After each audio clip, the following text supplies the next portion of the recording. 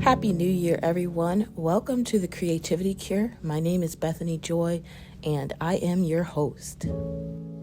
It is 2024, which means everybody is doing New Year's resolutions, and I thought, as a fun opener episode for this year, I would review my blog where I listed 10 books I had planned on reading in 2023. And I want to see how far I got into this list. And I also want to talk a little bit about New Year's resolutions because this year I did a yearly review, but I've decided to do new week resolutions instead. Because honestly, I never keep my New Year's resolutions all the way. And I feel like a new week resolution keeps me on target a bit better. That aside, though, last year I had my top 10 dream book list for 2023, and I need to update it. And so I wanted to share about which books I actually read, which ones I didn't, and I have here the blog opened. Maybe I should also open my Kindle because that shows the books I actually ended up reading as well. I will say I discovered the Libby app this year, which is, I actually got my library card so I could get the Libby app, which lets me borrow books and return them, which is great because purchasing them really does add up quickly. Okay, so here we go. I got my book list here. 2022, I only read 4 books, and I wanted to read more books this year. I will say that up until about August, July, or maybe this summer, I'll say. So maybe the first 6 months of the year, I was doing pretty well.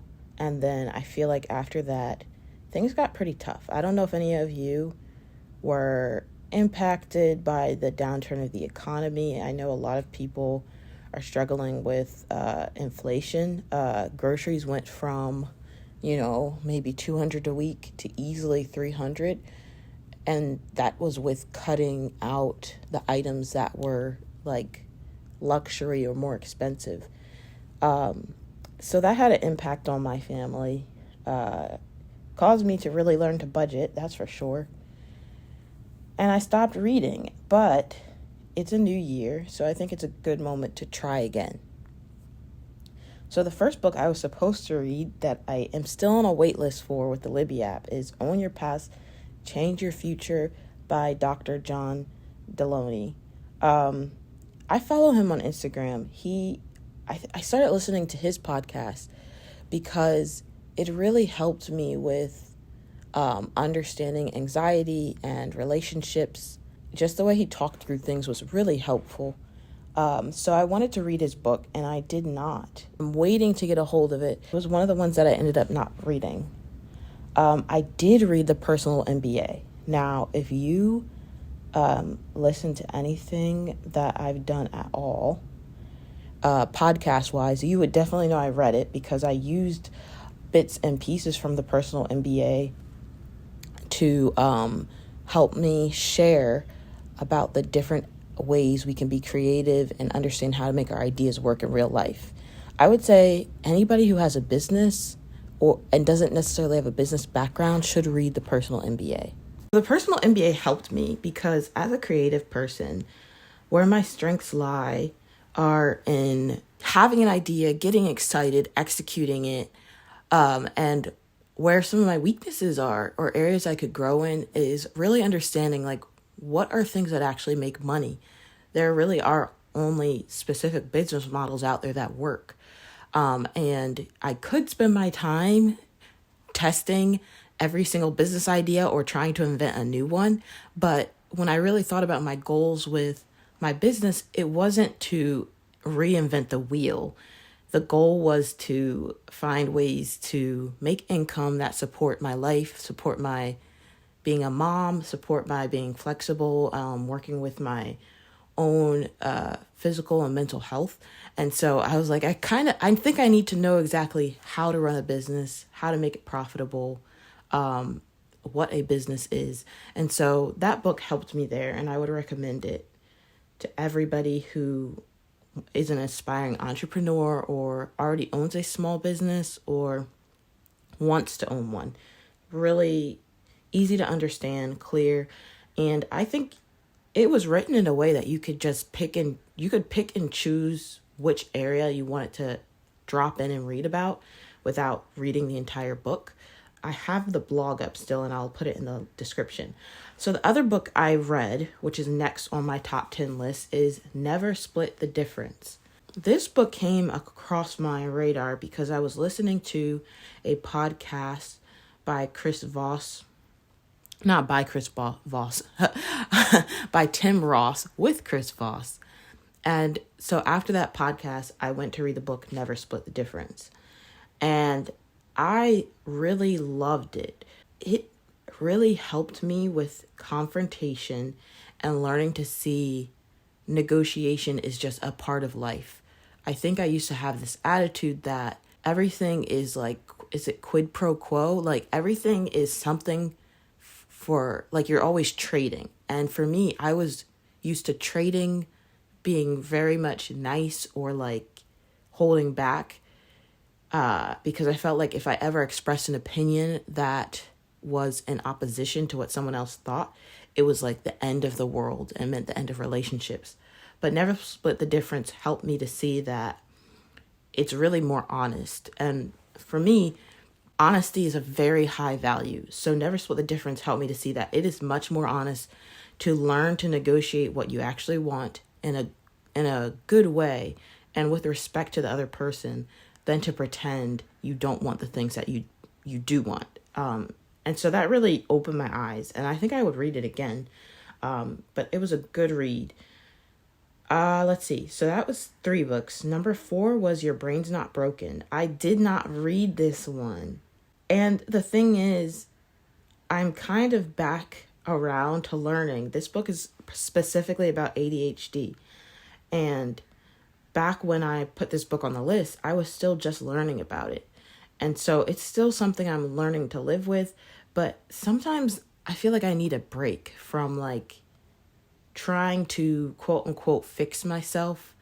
And I think around the summer when some things went down, I was like, I need a break from trying to fix myself because there are other things I want to focus on, and I'll come back to it. So I don't know if I'm back to wanting to read this book, but it's still on the list.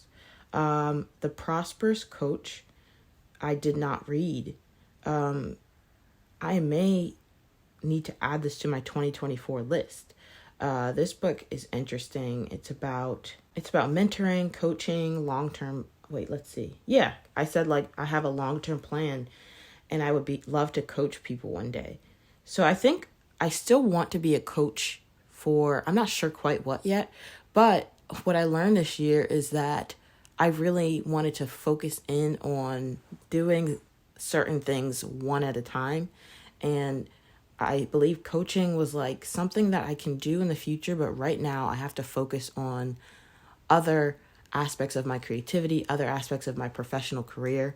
And so I didn't end up reading this because I didn't want to like give my brain more ideas to jump into when I actually needed to put all of my energy into building one thing right now. So that book's still on the list. Getting Things Done, The Art of Stress-Free Productivity. You know what? I should read this now. I need to.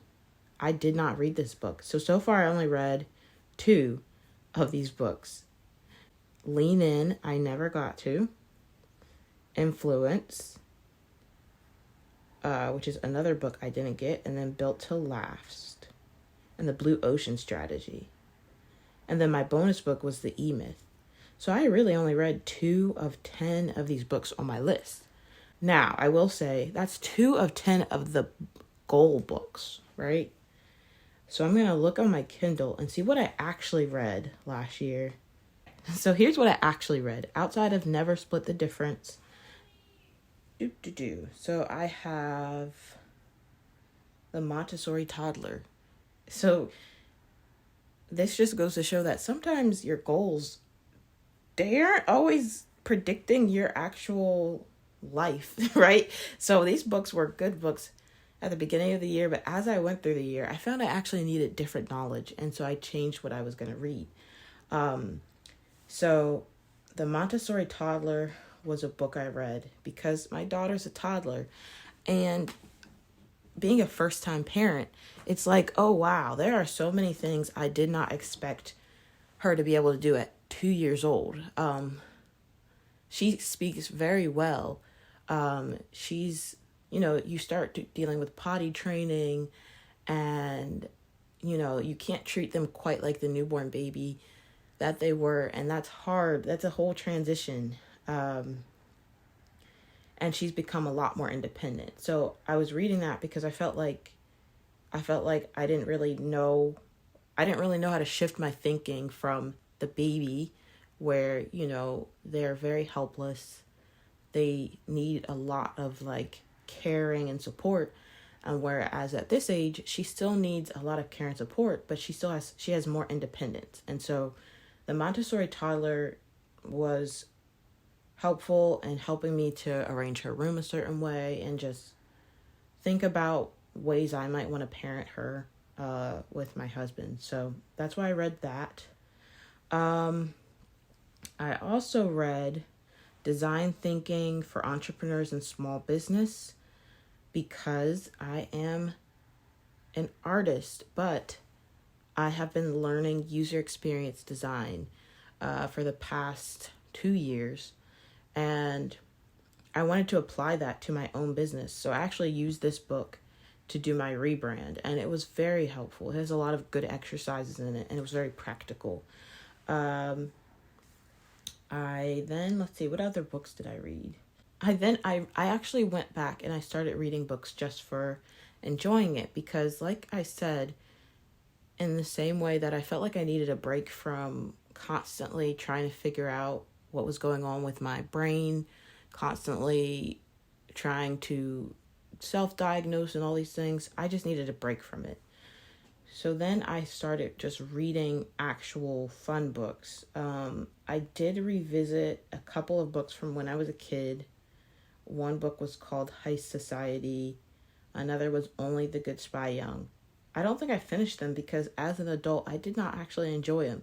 So I will say it's been interesting reading these old books that I enjoyed as a teen, and as an adult, they're just not quite the same. So now I've been on a hunt for fun books to read, because right now I'm in work mode where I just have to put in the energy to produce. And so I'm like, the best way I can put it is I'm at education overload. But yeah, those were all the books that I had on my list that I got through 2 of them on the list. And then there were like 2 or 3 more outside of that.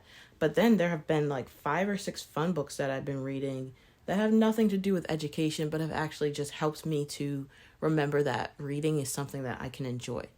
So that's what I did this year.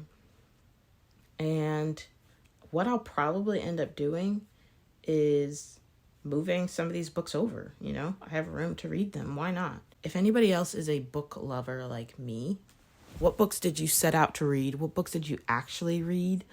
And what books do you recommend I read? Because I'm always looking for something new. I will say that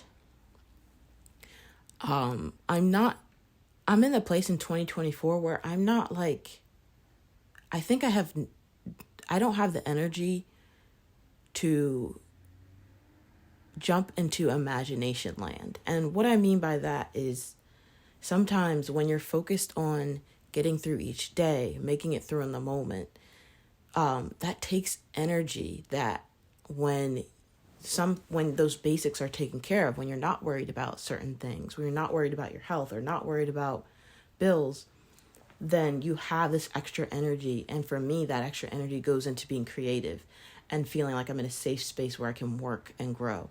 But right now I'm in a space where I'm just like, I got to make some things happen. So I don't know if you can relate to that, but I hope that you're ready for 2024. And if you're not, I hope that you're giving yourself a lot of grace. There's a lot of things going on in the world, and they may be impacting your life. And it's really easy to believe that it's your fault, that you're struggling. But no, really look around. There's a lot going on that is outside of your hands. So for me, I'm just praying and really taking the attitude of like trusting God for what I call my daily bread, meaning like I can't get too caught up in the future. Let me just focus on what's going on right now and do the best I can. And that's what I intend to do. So the Creativity Cure podcast is not going anywhere this year. I still am going to do it, but I may have to do it on a different schedule. And I still invite you along to listen or watch, although today it's just going to be an audio because I was not ready to record a video. But I invite you along, let's lean on each other this year. One of my goals for this year, one of my goals for each week is to prioritize community, to prioritize friendships and relationships. Because if there's anything I have learned over the past few years is that a job can change, your work can change. But the relationships that I want to get the best of me, to be of the best quality, are the ones that aren't dependent on me having to produce, right? My family loves me, regardless of if I can make them money or not. Our relationship is not based on that professional aspect. My friends love me for the same reason. And so I realized that's where I want to put my energy, because during tough times, like what we're in, those relationships are where I draw my support and strength from, not from my career, because it's very unpredictable. So anyway, that's what I wanted to share today. I wanted to be honest, and I don't want to, only share when I'm successful in reaching my goals and say oh, look, I finished every single book that was on my list. No, I didn't. But I read books that were important to me and mattered to me and made a difference for me as I went along my journey. And so I hope you do the same. I hope you lean into things that give you joy. I hope you find friends. I hope you build community. And I hope you don't get caught under the weight of just trying to survive, but learn to thrive by pushing back against the temptation to just give in to going through the motions and not being well. And so that's my encouragement is don't give up on being well. Don't give up on thriving. Don't give up on enjoying your life. If it's through books, if it's through writing, if it's through designing, if it's through cooking, whatever it is you do that brings you joy. Maybe you do find a lot of fulfillment in your career. Maybe you do find a lot of fulfillment in your work. Whatever it is you do that brings you joy, don't give up when it gets tough. Keep pursuing it and you'll grow in it. I believe whatever you water will grow. So I will leave you with that. I hope you have an amazing day. I don't know the next time I will record a podcast, but if you subscribe or if you save this podcast, whether you're on Apple Podcasts, Spotify, or on YouTube, you'll get a notification. You can follow me on Instagram. My name is Bethany Joy, and I am a photographer and a web designer. I am a creative artist, and I use this podcast to share about what it's like to lean into your creativity for everyday life, not just for making money, but to use your creative thinking to bring about powerful impact and change. So the last series I did was using something called design thinking, and I finished that up. I don't think I did every single episode I wanted to do, but I finished it up, and you can go and listen to all of those. There were a lot of good nuggets in there. And then since it's the new year, January is always a reflective time for me. So I'm not going to actually start anything new series-wise, but I do want to put some episodes out there just to make sure that I'm checking in with everybody. And if you want to check in with me, ask me questions, you can find me on Instagram, or you can even email me. You can email Bethany at bethanyjphotography.com if you have a question, or if you want to know what is going on with my life, or if you want to suggest some books to me. I am open to hearing from you. Have a great day, and thanks for listening to The Creativity Cure.